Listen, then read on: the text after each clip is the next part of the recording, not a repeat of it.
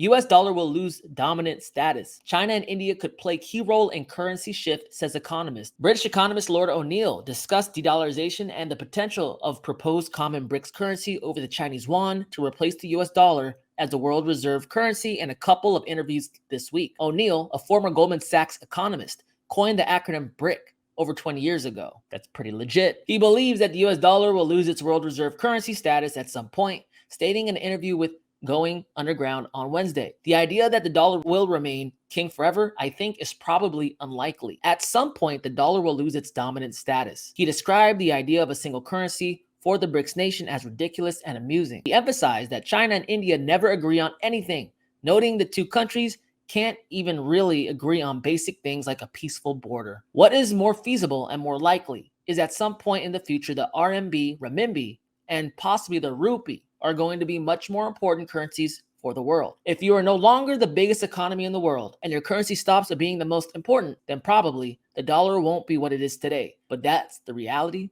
of life. Guys, we've had multiple reserve currencies over the years. These things come and go all the time. Why would America, the US dollar, be the only one that stays forever? Every fiat currency that's ever been issued into existence has failed at some point, losing a huge amount of its purchasing power due to unfeathered government printing and spending. And even though the United States dollar has lasted a little longer, the chance of it losing its reserve currency status gets greater and greater. That's how statistics works.